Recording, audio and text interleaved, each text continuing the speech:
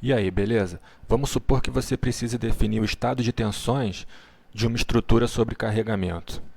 Então a gente vai usar aqui um exemplo para calcular esse estado de tensões. Aqui a gente tem uma placa com uma força de 8 kN por metro quadrado, que representa a carga do vento, e uma força-peso de 7,5 kN. Ela é sustentada por um tubo cilíndrico que tem aqui uma seção transversal com raio interno de 0,068 e raio externo de 0,075. O que o problema quer saber é quais são as tensões aqui no ponto A, que está sobre o raio interno, e quais são as tensões no ponto B, que está sobre o raio externo. Então, lá no MATCAD, eu vou começar a colocar as propriedades para a gente poder fazer os cálculos. O raio externo é 0,075, o raio interno é 0,068, a força-peso que atua no centro da placa é 7.500 newtons e a carga de vento distribuída sobre a área da placa é de 8.000 newtons. Essa carga de vento multiplicada pela área vai dar uma força que eu vou chamar de V, que é a força do vento, que vai ser 8.000 vezes 3,6 vezes 1,8. Então essa é a carga da força gerada pelo vento. Agora vamos definir algumas propriedades sobre a seção transversal desse tubo. Considerando o raio externo e o raio interno, a gente vai calcular a área, o momento de inércia e o momento polar. A área da seção transversal vai ser π vezes o raio externo ao quadrado menos o raio interno ao quadrado. O momento de inércia vai ser π sobre 4 vezes o raio externo elevado à quarta menos o raio interno elevado à quarta. E o momento polar vai ser π sobre 2 vezes o raio externo à quarta menos o raio interno à quarta. Agora a gente já pode começar a calcular as tensões que atuam sobre a seção transversal aqui nesse ponto, que está a 0,9 do início da placa e a 1,80 do centro da placa. A primeira tensão que a gente vai calcular é a tensão normal, que atua sobre toda a seção transversal, que vai ser simplesmente o peso da placa dividido pela área.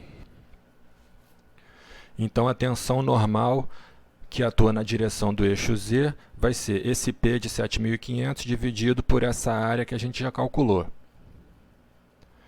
Lembrando que essa é uma tensão negativa porque ela atua no sentido da compressão.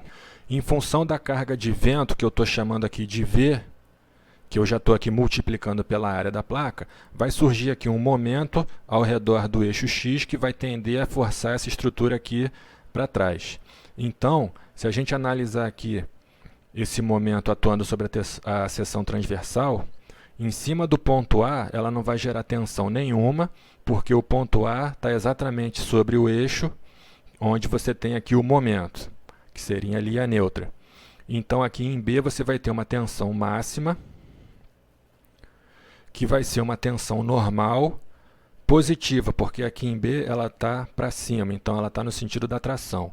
E aqui você vai ter o momento ao redor de x vezes esse raio externo, que é a distância do centro até B, dividido pelo momento de inércia. Lembrando que esse momento de x vai ser essa força V vezes essa distância de 1,80 até aqui esse ponto. Então vai ser V vezes 1,8. Para calcular o momento ao redor do eixo x, a gente tem V vezes 1,8. E para calcular a tensão normal positiva no sentido da tração, que atua no ponto B, a gente tem o momento em x vezes o raio externo dividido pelo momento de inércia. Em função da força-peso que atua aqui no centro da placa, a gente vai ter aqui um momento fazendo a placa girar, torcendo aqui o tubo em torno do eixo y. Então aqui a gente vai ter uma tensão normal que atua aqui no ponto A no sentido da tração, então ela vai ser positiva. E aqui em B não vai ter tensão nenhuma, porque em cima do eixo y você tem um momento, então na linha neutra você não tem nenhuma tensão. Então essa distância RI vai ser a distância do centro até o raio interno onde está o ponto A, e esse momento em Y vai ser aqui esse giro, que vai ser a força-peso vezes essa distância de 1,80. Então aqui está o momento em Y, que é o peso vezes a distância, e a tensão normal positiva no ponto A, que é o momento em Y vezes a distância do raio interno sobre o momento de inércia. Em função dessa carga de vento que atua no centro da placa, existe aqui uma tendência dessa placa querer girar ao redor do eixo Z. Então aqui a gente tem um torque ao redor de Z. Esse torque vai gerar aqui no ponto A uma tensão cisalhante na direção do eixo Y positivo e no ponto B uma tensão cisalhante na direção negativa em relação ao eixo X. Então essa força gerada pelo vento atuando no centro da placa, quando multiplicada pela distância de 1,80, vai me dar o torque em Z. O raio vai ser o raio interno para o A e o raio externo para o B. E o J é o momento polar de inércia. Então o torque ao redor do eixo Z vai ser a carga do vento vezes a distância do centro da placa. A tensão cisalhante no ponto A vai ser o torque vezes o raio interno dividido pelo momento polar. E a tensão cisalhante no ponto B vai ser o torque vezes o raio externo dividido pelo momento polar. Para calcular a tensão cisalhante em função do esforço cortante gerado pela força do vento, a gente vai ter aqui na seção transversal uma distribuição de tensões onde em cima do eixo X a gente vai ter aqui no ponto A o valor máximo e em B essa tensão vai ser igual a zero. O valor de V a gente já calculou e o I é o momento de inércia. Falta ver quem é o Q e quem é o T. O T é a espessura da seção resistente, que vai ser 2 vezes o raio externo menos o raio interno.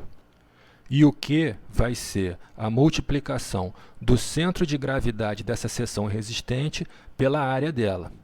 Então aqui para poder calcular essa área, a gente vai ter um semicírculo externo menos um semicírculo interno. Então a gente vai calcular o centro de gravidade desse semicírculo e vai multiplicar pela área dele e depois vai diminuir o centro de gravidade desse semicírculo interno multiplicado pela área dele. Então o valor de Q vai ser o centro de gravidade vezes a área do círculo externo menos o centro de gravidade vezes a área do círculo interno. Simplificando π com π e 4 com 2, a gente vai chegar em 2/3 do raio externo ao cubo menos o raio interno ao cubo. Então o valor de Q vai ser 2/3 do raio externo ao cubo menos o raio interno ao cubo. A espessura T da seção resistente vai ser 2 vezes o raio externo menos o raio interno. Então com isso a tensão cisalhante no ponto A, em função do esforço cortante gerado pela carga de vento, vai ser VQ sobre IT. Considerando que no ponto A, que é esse ponto aqui, a gente tem uma tensão normal negativa porque está na compressão e uma tensão normal positiva porque está na tração, a gente precisa diminuir essa tensão normal em função da força-peso em relação a essa tensão normal em função do momento ao redor do eixo Y. Então aqui a gente tem a tensão normal no ponto A, que foi calculada aqui em função do momento ao redor do eixo Y, menos a tensão normal, que é força sobre área. E para o cisalhamento a gente tem aqui, nesse ponto A, na direção do Y positivo, a tensão em função do torque, e aqui nessa distribuição de tensão em função do esforço cortante, que está no sentido do Y negativo, a gente tem aqui no A o valor máximo. Então a gente vai ter que diminuir o cisalhamento em função do torque na direção de Y positivo, menos o cisalhamento em função do esforço cortante no sentido de Y negativo. Então a tensão cisalhante no ponto A em função do torque a gente já calculou aqui. E a tensão cisalhante no ponto A em função do esforço cortante a gente também calculou. Então esse é o elemento de tensões infinitesimal no ponto A. No ponto B, a tensão normal vai ser a tensão de tração em função do momento ao redor do eixo X, menos a tensão de compressão em função da força-peso. E em relação ao cisalhamento no ponto B, a gente só tem o efeito da torção. E o motivo de todas essas tensões estarem divididas por 10/6 é porque eu estou passando todo mundo aqui para megapascal. Então esse aqui é o elemento infinitesimal de tensões no ponto B, com a tensão normal e a tensão cisalhante. É isso aí, valeu!